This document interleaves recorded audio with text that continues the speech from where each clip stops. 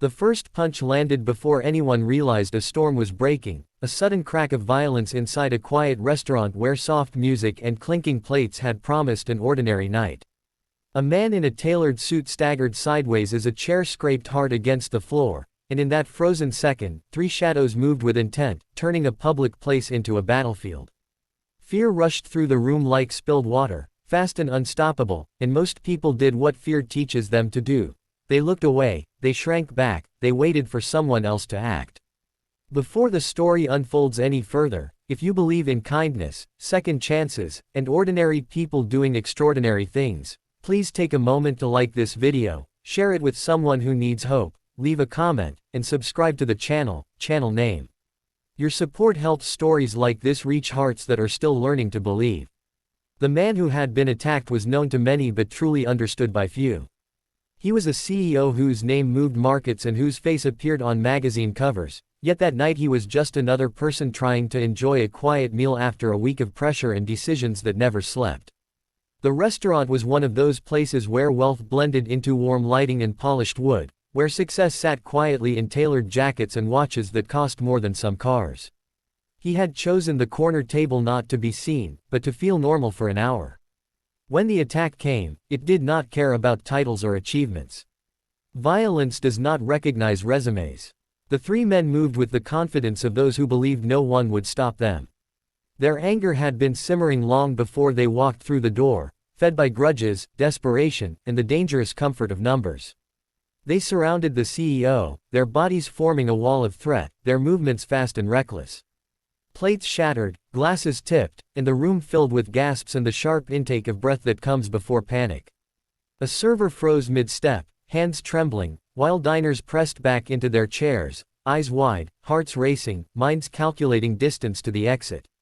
At a table near the back sat a man whose life no longer came with polished edges. He wore simple clothes that had been washed too many times, his posture slightly hunched from years of carrying weight both seen and unseen.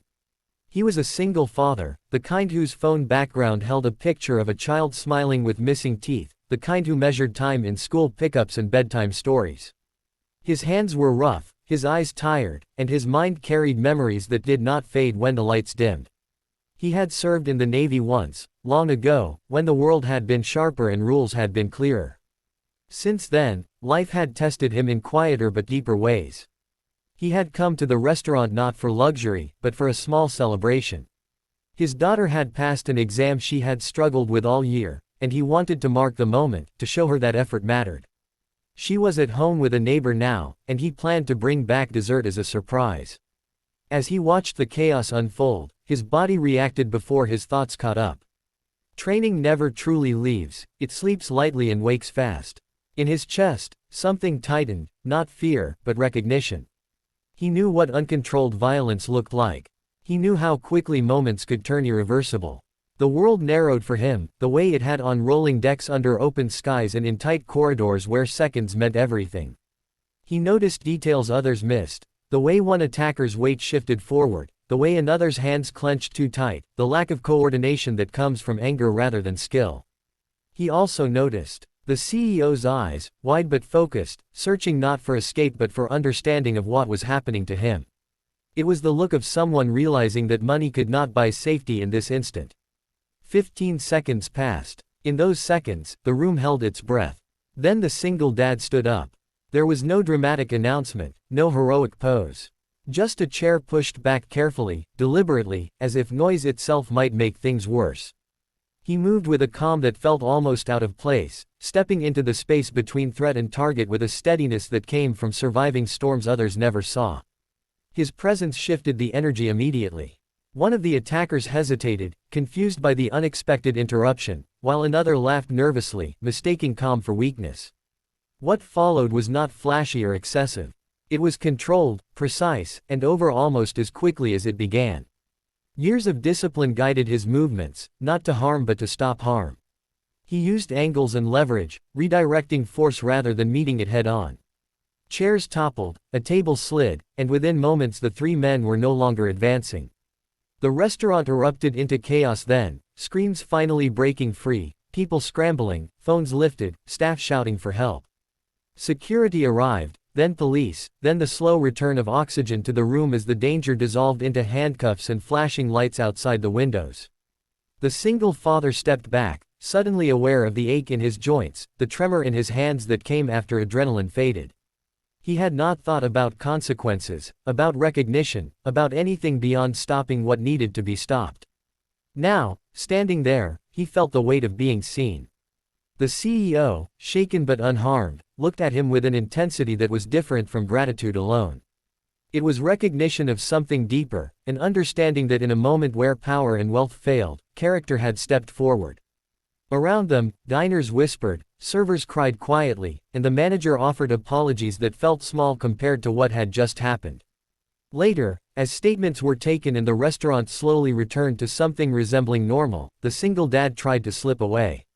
He did not want attention. He had learned long ago that being noticed could complicate things. His life was already complicated enough with bills that stacked up faster than paychecks and a child who needed stability more than stories of heroics. He gathered the dessert he had ordered earlier, now slightly melted, and headed toward the door. He did not get far. The CEO caught up to him, stopping him with a simple gesture that carried weight without force. In that moment, two very different lives stood facing each other, connected by 15 seconds that neither would forget. The CEO saw beyond the worn jacket and tired eyes, and the single father saw beyond the suit and the public image.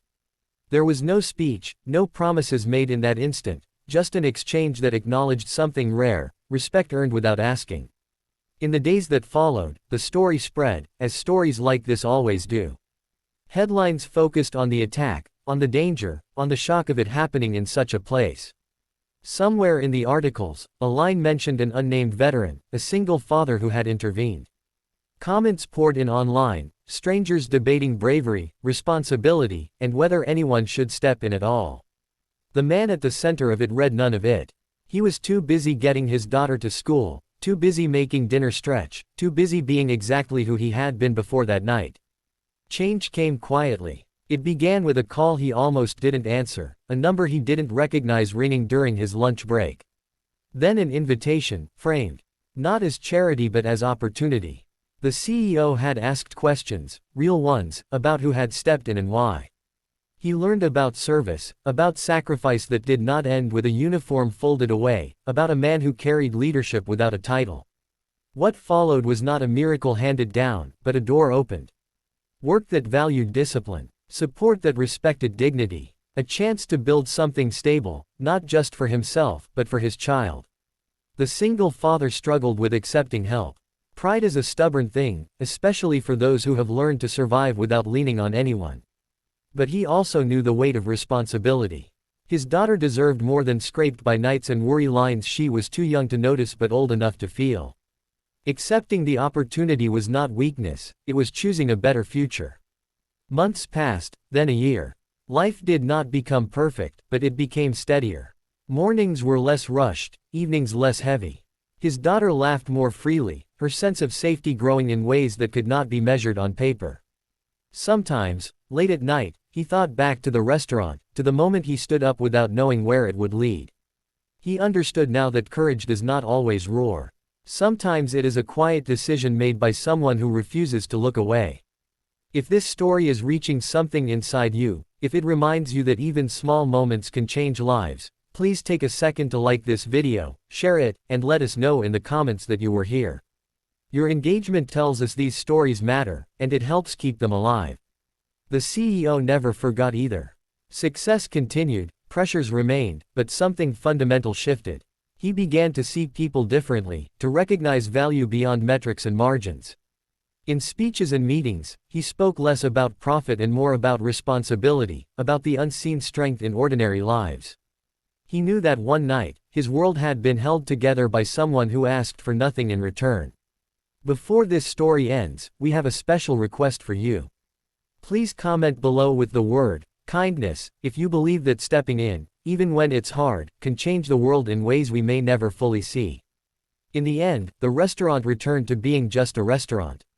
Tables were repaired, dishes replaced, memories slowly softened at the edges. But for those who were there, and for the man who stood up, it would always be the place where fear met courage and lost. It would always be the night when 15 seconds revealed the truth that heroes do not always wear uniforms or sit in boardrooms.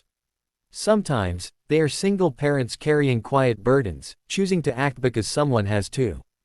And sometimes, that choice echoes far beyond the moment, reminding all of us that humanity still shows up, even when the world seems determined to look away.